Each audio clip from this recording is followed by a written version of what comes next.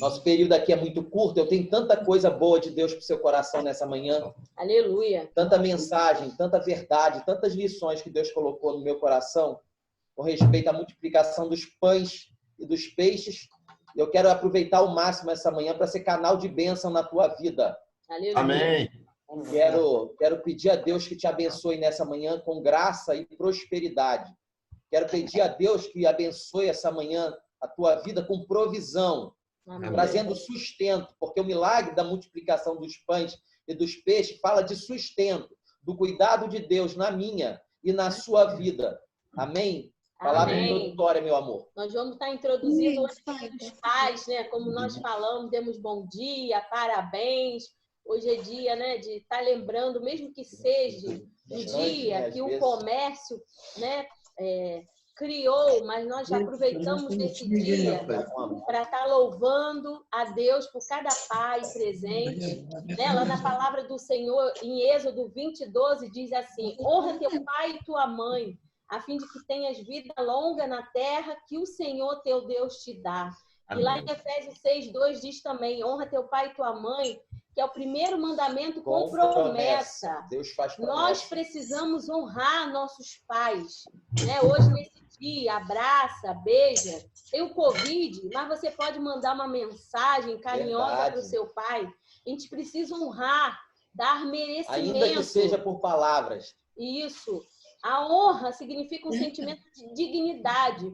Mesmo que seus pais não sejam evangélicos, é mais um motivo ainda. Testemunho nosso. Da gente estar honrando os nossos pais. Se ainda você não deu um feliz Dia dos Pais, dê.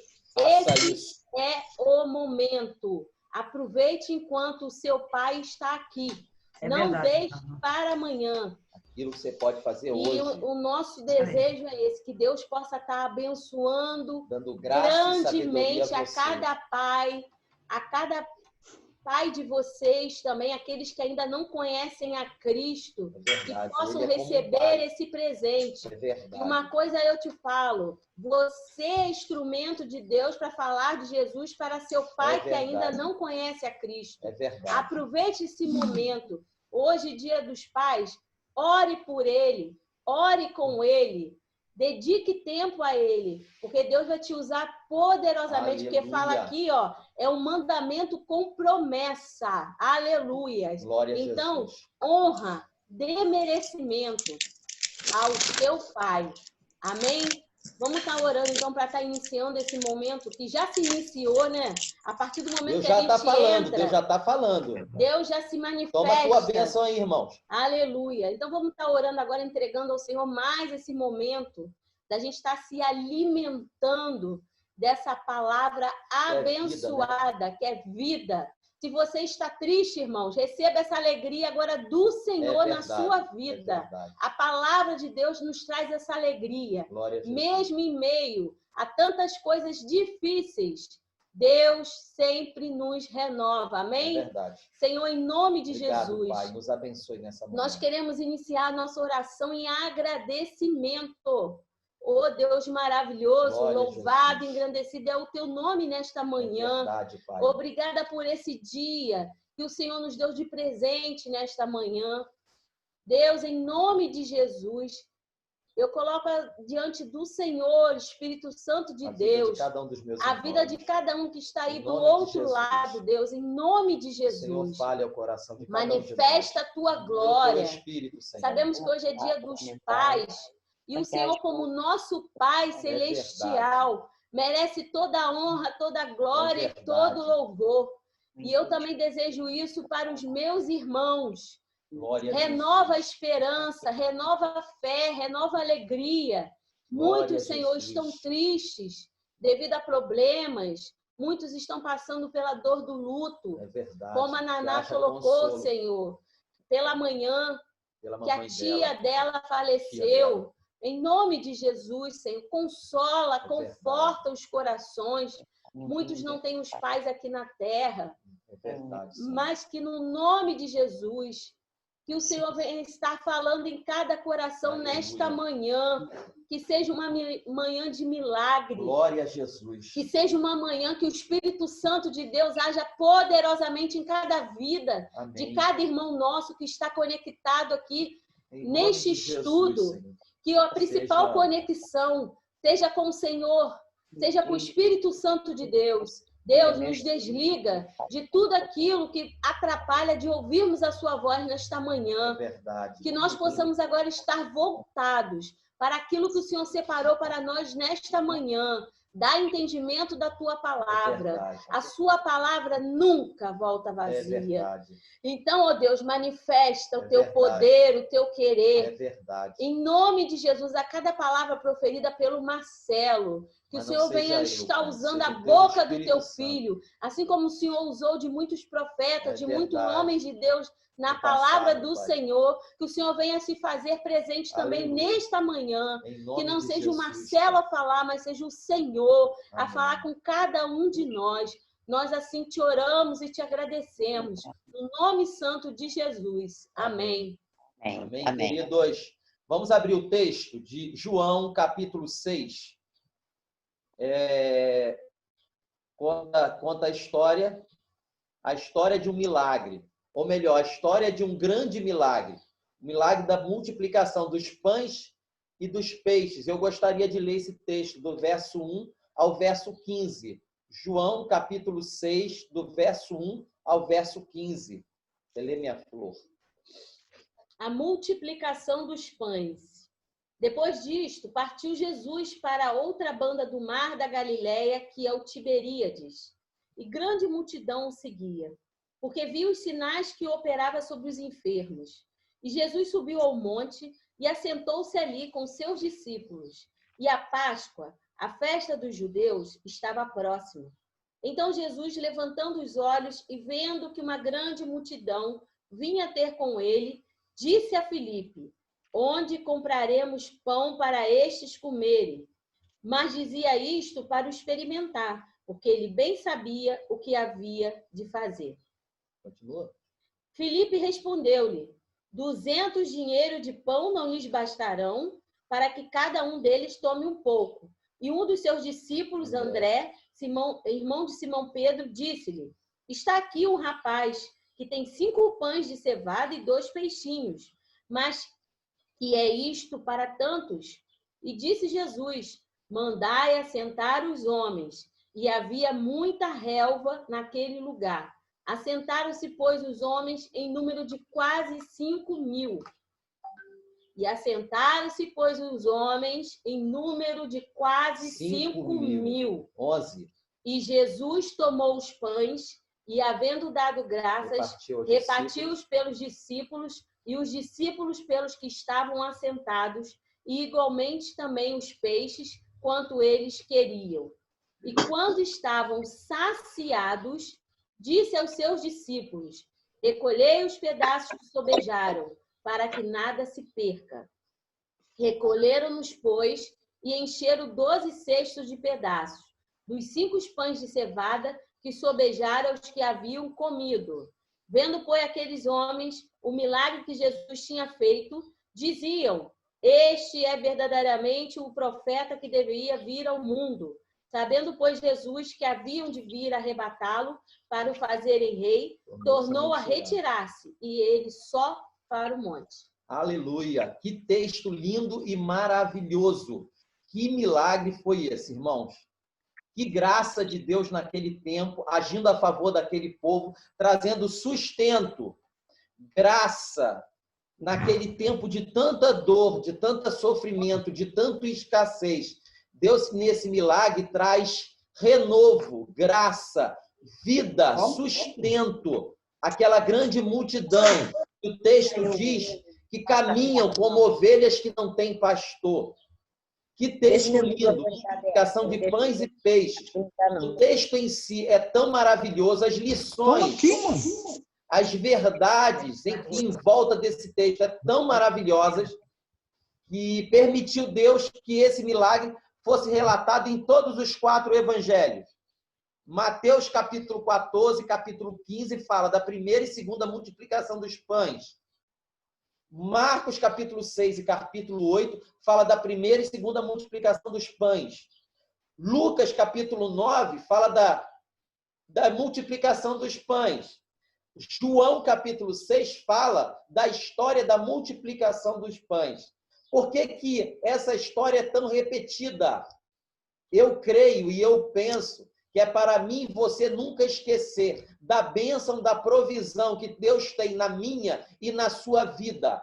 Aonde quer que você leia o texto, seja em Mateus, Marcos, Lucas ou João, está ali para todo mundo ver, para todo mundo ouvir as maravilhas que Deus faz na minha e na sua vida. Glória a Deus. Deus quer fazer hoje maravilhas na sua vida, diante de toda dificuldade e escassez que você possa estar vivenciando. Deus ainda é hoje o Deus de milagres e deseja realizar também a favor de você um tempo de multiplicação, de prosperidade, de bênção ainda. Olha o que eu estou falando. Ainda que você esteja passando hoje um tempo difícil, um tempo de dor, um tempo de sofrimento, um tempo de luta, um tempo de dificuldade financeira, um tempo de escassez de alimento, porque essa era a realidade daquele povo, daquela multidão que estava em volta de Jesus. Jesus ali se apresentou a ele como um Deus, como aquele que veio para saciar não somente a sua fome, mas também para lhe trazer esperança e vitória. Esse é o tempo. E esse mesmo tempo é o tempo de hoje, de Deus agir na sua e na minha vida. Aleluia. Eu gostaria primeiro de caminhar com vocês no contexto do texto, falar algumas coisas a respeito do texto que nós acabamos de ler, e depois eu vou dar algumas lições que Deus tem colocado no meu coração para compartilhar com você nessa manhã. O texto começa dizendo que depois disto, partiu Jesus para outra banda. Depois disto, o quê? O contexto da multiplicação dos pães conta algumas histórias tristes. Por exemplo, o contexto está situado do texto que nós lemos da morte de João Batista. Os discípulos voltam depois de uma missão contando a Jesus a respeito da morte do seu primo querido, do seu irmão amado. Provavelmente o coração de Jesus ficou muito entristecido com a notícia da morte de João. E é por isso que, se você caminhar e fazer a leitura do texto, você percebe que Jesus se afasta um pouco. Lá em Lucas, quando Lucas conta a história, fala que eles tomam barco e vão para outro lugar, buscando descanso, buscando consolo, buscando graça, porque o tempo era um tempo difícil, era um tempo de morte, era um tempo de sofrimento, era um tempo de dor. Agora, o tempo que nós estamos estudando também, o contexto do texto deste milagre, também fala do tempo da Páscoa. Era tempo da Páscoa. Páscoa me faz lembrar da libertação. A definição da Páscoa, a ideia de Páscoa para o judeu e para nós cristãos, fala de libertação. A princípio, a libertação do povo escravo no Egito, lá no livro de Êxodo, capítulo 1. O povo de Deus estava escravo, ou vivia escravo no Egito, e Deus levantou um libertador, Moisés. Moisés ali era uma espécie de libertador e de juiz para o povo. Ele era aquele que Deus escolheu para livrar o povo de tamanha dor e sofrimento e conduzi-lo pelo deserto à terra da promessa. Então, o contexto do texto, da multiplicação dos pães, tem relação com o período da Páscoa. A Páscoa nos lembra algo maravilhoso que Deus fez no passado, e a Páscoa nos lembra algo maravilhoso que Deus vai fazer na vida daqueles que vivenciou esse milagre. Assim como na Páscoa dos judeus, naquele tempo, existia uma grande multidão oprimida, que vivia como perseguida pelo mal, que vivenciava escassez de alimento e sofrimento no trabalho. Essa era a realidade do povo de Israel lá no Egito. Assim também o povo do contexto do milagre da multiplicação dos pães era como uma multidão. Jesus fala isso. Era como alguém que, como ovelha, não tinha pastor. Uma ovelha que não tem pastor, que se perde do seu pastor, ela fica à margem da sociedade e ela é alvo dos caçadores e dos seus inimigos e provavelmente não irá durar muito, porque é uma ovelha sem pastor. Ela não tem cuidado, ela não tem proteção. Os seus inimigos em volta, lobos e ursos, irão tomá-la facilmente. E Jesus fala que essa multidão, assim como nós, somos como ovelhas sem pastores, que têm necessidade do cuidado de Deus, do pastor. Então, o contexto do texto que nós estamos lendo fala sobre isso, Páscoa. Mais uma coisa a se pensar. Para o judeu, quando falava-se sobre a multiplicação dos pães, sempre vinha no coração do judeu a ideia de Jesus como libertador. Jesus era uma espécie de segundo Moisés, aquele que iria libertar o povo da sua escravidão e conduzi-lo a uma terra da promessa. Isso é muito legal. Então, nós podemos fazer um paralelo com a Páscoa do Antigo Testamento e o texto da multiplicação dos pães, pensando nesses detalhes. Por isso também eu penso que Deus permitiu que essa história fosse contada várias vezes, para que você e eu não nos esqueçamos que Deus é aquele que cuida de nós. Aleluia. Deus é aquele que nos sustenta. Glória. Deus é aquele que, como um pastor, está ao nosso lado. Lembra do Salmo 23? O que diz lá o Salmo 23, versículo 1? O Senhor é o meu pastor e nada me faltará. De nada terei falta, porque Deus quer cuidar. E tem cuidado de nós como um pastor que cuida de ovelhas. Uma vara e um cajado. Que trata, que cura, que abençoa, que livra e que consola. Esse é o contexto do milagre da multiplicação dos pães e de peixes. Jesus, para aquele povo, era como um Moisés, aquele que iria realizar milagres, e aí iria ser o canal de bênção de Deus na vida deles, conduzindo-os à terra da promessa. Deus é aquele que faz, na pessoa de Jesus, promessas de vida e de prosperidade. Aleluia. É isso que o texto da multiplicação dos pães está falando para nós. Dentro desse grandioso milagre da multiplicação dos 5 pães e 5 peixes, vamos aprender com Jesus... 5 pães e 2 peixes, perdão. Vamos aprender com Jesus alguns segredos. Segredos para a gente pensar diante dessa multiplicação, dessa prosperidade, dessa bênção de Deus na vida daqueles homens. Ponto 1. O segredo de semear em tempos difíceis. Como eu falei, Jesus estava em volta de Jesus havia uma grande multidão, uma multidão faminta, uma multidão que tinha necessidade. Jesus percebia isso. Eles já estavam 3 dias caminhando com Jesus. Provavelmente havia escassez de alimento. Provavelmente já estavam cansados fisicamente. E Jesus percebe essas necessidades tão claras dentro da realidade daquele povo. Jesus é aquele, então, que deseja saciar as nossas necessidades num tempo de escassez. Versículo 2 do capítulo 6 do livro de João. Leia, minha flor. E grande multidão o seguia, porque via os sinais que operava sobre os enfermos. Eles viam, aquelas multidões viam e ouviam de tudo que Jesus fazia e realizava a favor do povo. Milagres. Jesus fazia sinais que era como se fosse o convite de Deus para que eles, se aproximando, alcançassem graça, favor, milagres de Deus na vida deles, num tempo de necessidade. E ao ouvir aquilo que Jesus fazia e ensinava, eles foram atraídos a Cristo. E ali Jesus viu uma grande multidão. Então, nós somos, assim como aquele povo, gente que tem necessidade. Quais são as necessidades mais básicas?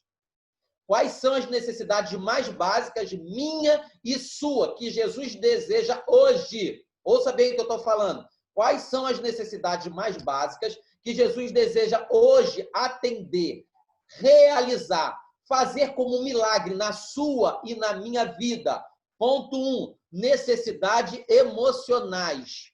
Jesus sabe que temos como homens, homens e mulheres, como pessoas, nós temos necessidade. E uma das necessidades que eu e você tem, e ele conhece, são necessidades emocionais, necessidades da alma. Consolo, cuidado, paz. Deus sabe que você precisa essa manhã receber isso. Deus conhece as suas necessidades. Então, por favor, abra seu coração e expresse para Deus essa necessidade que você e eu temos, do toque, da graça, de Deus agindo na tua vida nessa manhã. Não somente necessidade emocional, nós também temos necessidade dentro de uma realidade existencial. Quais propósitos Deus tem a realizar na minha e na sua vida? Por que vivenciamos tanta dor e sofrimento? Nós precisamos de resposta para essa vida. E Deus, nessa manhã, assim como foi no passado, é resposta ao teu coração. Aleluia. Deus é resposta ao teu coração. Verdade. E Ele atende também a sua necessidade existencial. Glória a Deus. Deus também pode ser necessidade de afirmação.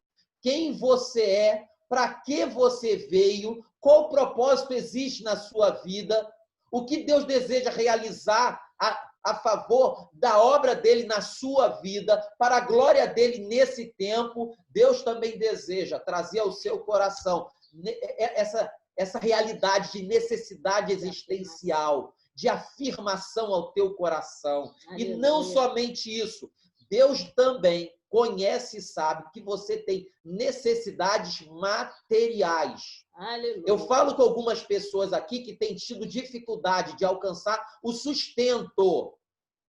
E Deus conhece.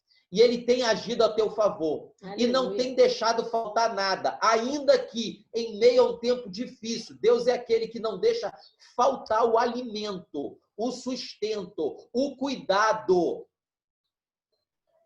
Outra questão que poderíamos pensar dentro do contexto de necessidade. Nós também temos necessidade de agrupamento. Tem muita gente vivendo no tempo da quarentena, nesse tempo de pandemia, triste.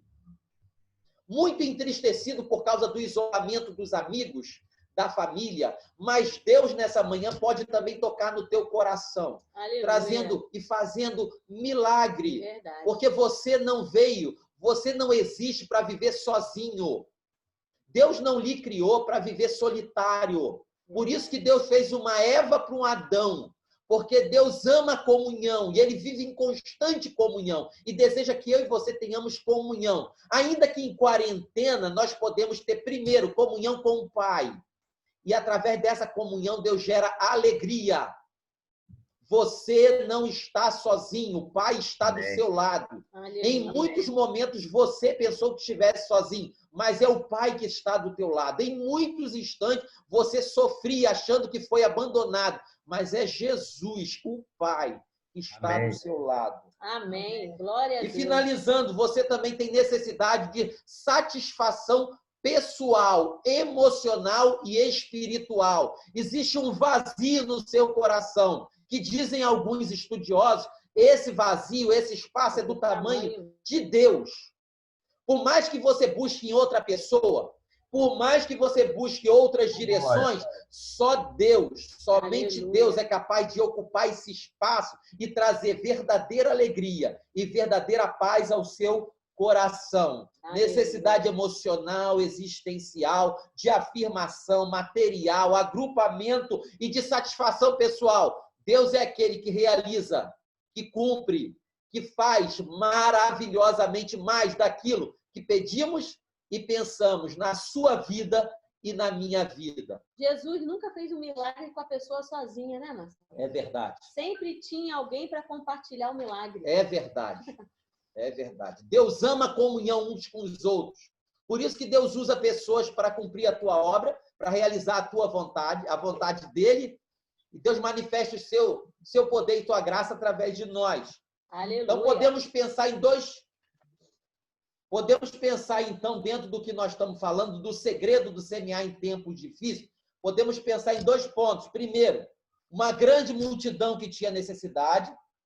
Segundo, o lugar onde eles estavam era deserto e a hora já era avançada, ou seja, a possibilidade do povo alcançar o sustento, o cuidado, a graça, dentro apenas de uma perspectiva humana, era praticamente impossível. Uma grande multidão, num local tão árido de deserto, só Deus, só Cristo.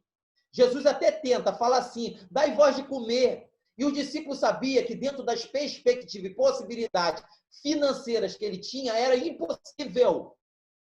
Só Deus poderia realizar o milagre na vida, na história daquele povo, assim também como na sua vida e na sua história. Aleluia. Bendita receita de Jesus, que Jesus nos ensina. Milagres e prodígios, na verdade, são como uma isca para atrair eu e você a graça.